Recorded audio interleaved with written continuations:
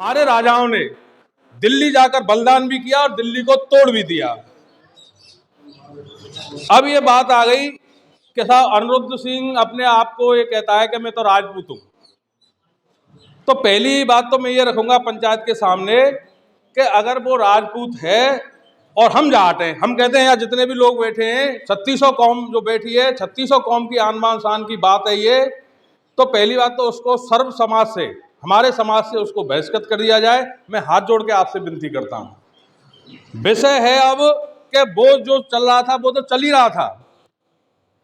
हमारी आन बान शान का झंडा, जिस झंडे के नीचे हमारे पूर्वजों ने, राजा महाराजाओं ने बड़ी लंबी दूर तक मुरैना से लेकर के बुलंदशहर, सहारनपुर, पूर्वी दिल्ली और दुनिया भर में राज किया, उस झंडे को, उस ऐतिहासिक झंडे को इसने मोती महल से उतार करके पता नहीं उसका क्या किया है, ये भी पता नहीं है क्या किया है, उसको उतार के कोई दूसरा झंडा इनरगल लगा दिया।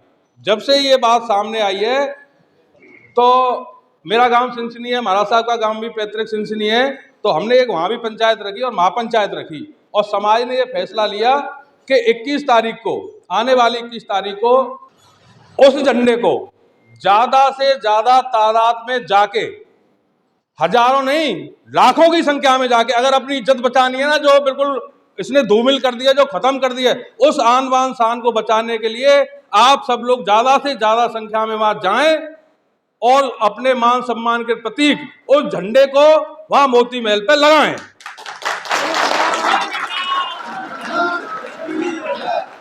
और दूसरी बात मैं आपसे ये कहना चाहूंगा कि हमारे सबके, सभी धर्मों के 3600 कौम की आन बान शान महाराजा विश्वेंद्र सिंह जी आज अपने मूल निवास मोती महल को छोड़ करके और एक 10 बाई 12 के कमरे में एक फार्म हाउस में रह रहे हैं। ये हमारे लिए, हम सब के लिए, 36 कौम के लिए बड़ी शर्म की बात है।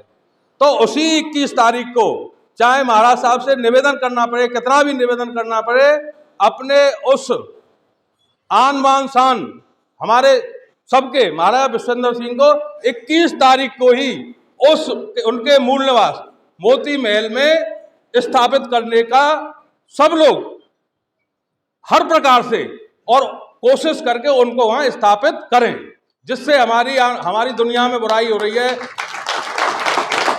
कि ये क्या हो रहा है, इतनी बड़ी रियासत, महाराज साहब वहां रह रहे हैं और वो अपने आप को राजपूत कह रहा है, तो उसको तो जवाब समाज दे ही देगा और दे भी रहा है। सब समाजों में जितनी पंचायत हो रही हैं वहाँ सब लोग उसका बहिष्कार कर रहे हैं।